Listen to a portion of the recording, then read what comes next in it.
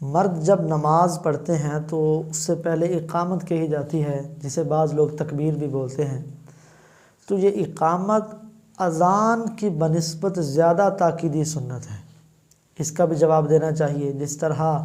اقامت کہنے والا الفاظ کہہ رہا بھی ساتھ ساتھ دہراتے جائیں، اور قد قامت الصلاۃ جب کہے تو آپ کہیں اقامہ اللہ و ادامہ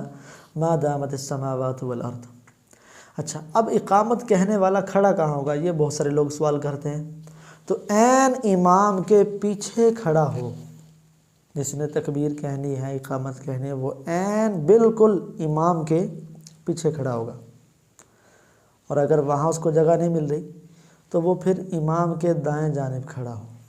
وہاں پر کھڑے ہو کر وہ اقامت کہے۔ بعض لوگ کہتے ہیں، سمجھتے ہیں کہ نہیں، اس دائیں طرف ہی کھڑا ہونا ضروری ہے، حالانکہ سب سے پہلا آپشن یہ ہے کہ وہ امام کے بالکل پیچھے کھڑا ہوگا۔ اسی طرح اقامت کے کلمات جو ہیں یہ جلدی جلدی کہے جائیں گے، درمیان میں سکتہ نہیں کیا جائے گا، یعنی درمیان میں رکیں گے نہیں جس طرح اذان میں رکتے ہیں، جبکہ اذان میں یہ رکنا، یہ سکتہ کرنا یہ ضروری ہے۔ اور یہ اس قدر ضروری ہے کہ علماء نے فرمایا کہ اگر کوئی اذان میں سکتہ نہیں کرتا، یعنی دو کلمات کو اللہ اکبر، پھر اتنی دیر نہیں رکتا کہ اگر کوئی اذان کا جواب دینا چاہتا ہے وہ اس دوران اللہ اکبر کہہ لے، تو اس کی اذان کا اعادہ کرنا، اس اذان کو دوبارہ دہرانا یہ بہتر ہے۔ اچھا، اقامت میں جب حی علی الصلاۃ اور حی علی الفلاح پر پہنچیں تو جس طرح اذان دیتے ہوئے حی علی الصلاۃ کہتے ہوئے اپنی گردن دائیں جانب موڑنی، حی علی الفلاح کہتے ہوئے اپنی گردن بائیں جانب موڑنی، اسی طرح اقامت میں بھی دائیں بائیں اپنی گردن کو موڑے گا، اپنا چہرہ پھیرے گا، اپنا منہ پھیرے گا، لیکن پورا جسم نہیں پھیرے گا۔ اقامت کون کہے گا، یہ بڑا مسئلہ ہوتا ہے مساجد میں، بڑا پھڈا ہوتا ہے اس پر کہ اقامت کون کہے۔ یاد رکھیے کہ جس شخص نے اذان دی ہے وہی شخص اقامت کہنے کا حقدار ہے، تو جو اذان دے گا اقامت کہنے کا حق اسی کا ہے،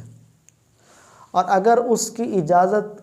کے ساتھ کوئی اور اقامت کہہ دیتے ہیں تب بھی ٹھیک ہے، کوئی مسئلہ نہیں، یعنی مؤذن نے کسی اور کو اجازت دے دی، یا پھر انڈرسٹوڈ ہے کہ میں اذان دیتا ہوں فلاں بندہ اقامت پڑھ دیتا ہے اور یہ ان کو برا محسوس نہیں ہوتا، تب بھی کوئی مسئلہ نہیں۔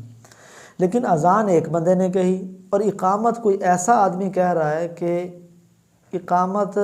یہ خود ہی مؤذن ہی اقامت کہنا چاہ رہا تھا،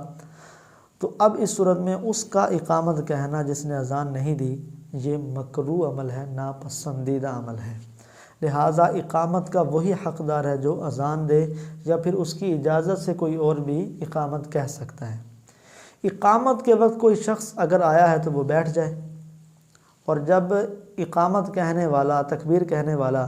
حی علی الفلاح کہہ لے تو پھر اس کے بعد امام بھی کھڑا ہو اور دیگر مقتدی بھی اس وقت کھڑے ہوں، یہ ان کا اس وقت کھڑا ہونا مستحب ہے۔ کھڑے کھڑے ہی اقامت سنتے رہنا یا پھر پہلے بیٹھے تھے کھڑے ہو جانا یہ عمل مکروہ ہے، ناپسندیدہ عمل ہے، لہٰذا اس سے بچنا چاہیے۔ تو مزید اذان کے کیا مسائل ہیں ان کے لیے آپ اسی پلے لسٹ میں موجود تمام اذان کے متعلق مسائل سن سکتے ہیں۔